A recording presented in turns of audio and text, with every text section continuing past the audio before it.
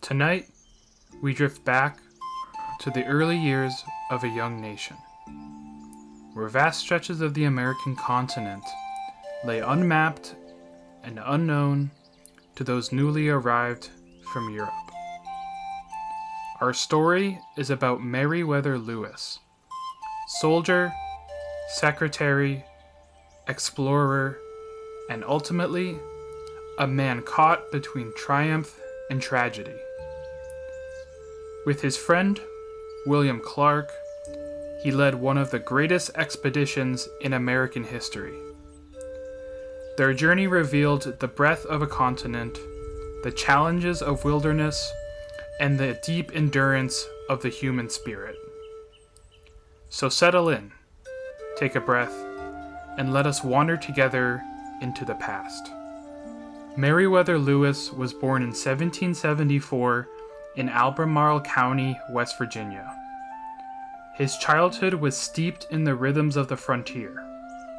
By day, he learned to ride, hunt, and explore the forests near his home. By nighttime, he listened to tales of distant lands and the great unknowns beyond the Appalachian Mountains. As he grew up, Lewis joined the Virginia militia, serving during the Whiskey Rebellion of 1794. His aptitude for leadership and his keen mind soon drew the attention of former President Thomas Jefferson, a family acquaintance and mentor. In 1801, Jefferson became President of the United States, and he invited Lewis to serve as his private secretary. This role was no ordinary clerical position. Lewis became Jefferson's aide, confidant, and assistant in matters of both state and policy. He read widely, studied botany and medicine, and absorbed the president's own boundless curiosity for geography and exploration. Jefferson saw in Lewis not only a trusted friend, but the very man to lead his grand vision for America. In 1803, the young republic made its boldest move yet, the Louisiana Purchase. By treaty with France, the United States acquired millions of acres of territory stretching from the Mississippi River to the Rocky Mountains. Overnight, the nation had quite doubled in size. But what lay in this vast wilderness? Who lived there? What rivers flowed? What mountains rose? Jefferson dreamed of these answers.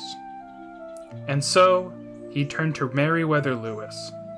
Jefferson asked him personally to lead an expedition across the continent, to chart rivers, record plants and animals, build relationships with native nations, and perhaps find a water route to the Pacific Ocean. Lewis invited a friend to share command, William Clark, a seasoned frontiersman and military officer.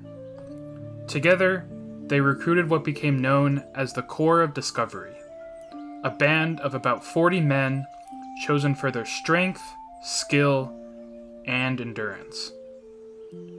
The Corps trained for months, gathering supplies, rifles, powder, trade goods, medical tools, and books. They prepared boats and provisions for a journey that they thought could last years. In May of 1804, from a camp near St. Louis, they set out up the Mississippi River. Imagine the moment, the push of oars against the water, sails catching the spring wind, men scanning horizons that grew wilder with each passing mile. They were stepping into a continent largely unknown to them, guided only by maps that faded into the blankness beyond the Mississippi. The first leg of the expedition carried them up the Missouri River, a river both wide and stubborn. Its curtains tugged against their boats, days of rowing bleeding into weeks. Mosquitoes swarmed, summer storms rolled, and every bend seemed to promise both danger and discovery. Along the way, they met with numerous native peoples. For Jefferson, diplomacy was as important as geography.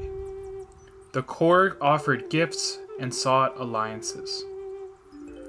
Some meetings were tense, others were welcoming. These moments shaped the expedition. Moments of exchange, translation, and delicate understanding between cultures. It was in 1805, as they wintered near present-day North Dakota, that the expedition gained its most famous companion, Sacagawea. A Shoshone woman, she joined with her husband, Toussaint Charbonneau, an interpreter. But Sacagawea became far more than a translator. With her infant child strapped to her back, she guided the explorers across unfamiliar lands. Her very presence often signaled peace. No war party would travel with a woman and child. By the summer of 1805, the Corps reached the Rocky Mountains. Here, their strength was tested to the edge. Snowbound passes, dwindling supplies, and treacherous trails threatened to break them entirely. They traded for horses, relied on the knowledge of their native guides, and pressed on through exhaustion. However, at times, they were even reduced to eating roots and candles to survive. Then, after months of struggle, they finally descended the western slopes and reached the Great Columbia River. In November of 1805, they stood upon the shores of the Pacific Ocean. The waves crashed, the winds roared. They had finally made it. For Lewis, Clark, and their men, it was a moment of both triumph and relief. They built Fort Clatsop and wintered on the Oregon coast, wary but proud. Their journals brimmed with observations of plants, animals, and peoples, the very knowledge that Thomas Jefferson had sought. In the spring of 1806, the Corps began the long road home. They retraced rivers, hunted game, and endured yet more hardship. At one point, Lewis and Clark split their forces to explore more ground, before reuniting along the Missouri River. By September, more than 2 years after departure, they finally returned to St. Louis. The people greeted them as heroes. They had traversed nearly 8,000 miles, mapped rivers and mountains, cataloged hundreds of species, and forever altered the young nation's sense of itself. Lewis's fame was immediate. He was appointed governor of the Louisiana Territory, a post of great responsibility. Yet, in his new role, his life began to unravel.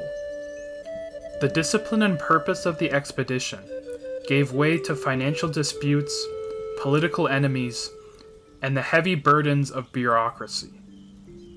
He struggled with financial debt, with delays in reimbursing his expedition expenses, and with the isolation of frontier politics. Letters from the time hint at a man worn down, burdened not only by his disputes, but also by his own restless mind. Some accounts suggest he may have suffered from what we now call depression. Others speak of illnesses or of a reliance on alcohol and medication that both clouded his judgment. By 1809, he set out for Washington, determined to resolve his financial disputes and restore his honor. His chosen route took him along the Natchez Trace, a wilderness road stretching through Tennessee, notorious for bandits and hardship. It was here, at a small frontier inn known as Grinder's Stand, that Lewis's journey came to its tragic and mysterious end. On the night of October 10th, gunfire broke the silence. Lewis was found gravely wounded, shot twice, once in the chest and once in the head. He lingered for several hours before succumbing to his injuries the following morning. The question of what happened that night has never been fully answered.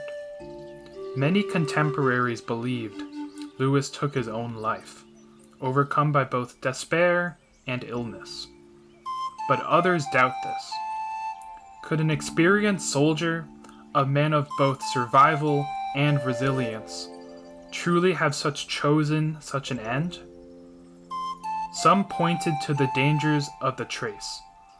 Thieves, highwaymen, or enemies who might have ambushed him. The innkeeper's accounts were conflicting, leaving room for suspicion.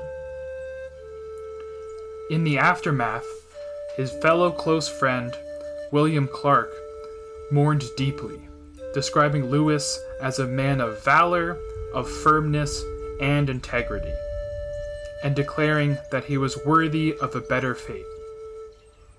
To this day, historians remain divided. Some are convinced it was suicide, others certain it was murder. The mystery endures, leaving us to wonder whether Lewis's restless spirit was undone by the shadows within, or whether his life was stolen by violence or a lonely frontier road. Meriwether Lewis's life was brief, but his impact was enduring.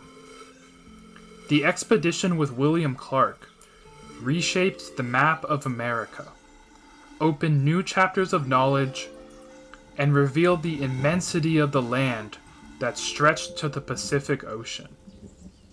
His journey was one of courage, perseverance, and of discovery and hardship. Here at Pillow Page, we tell these stories softly, not as grand proclamations, but rather as gentle reminders that history is filled with people who dreamed, people who struggled, and people who left behind paths that we can follow. Their voices echo quietly across time, and when we pause to listen, we find a calm connection to the past. So as you drift into rest, let Lewis's journey remind you of the endurance within us all, the ability to carry forward, step by step, into the unknown. And tomorrow night, another story from history.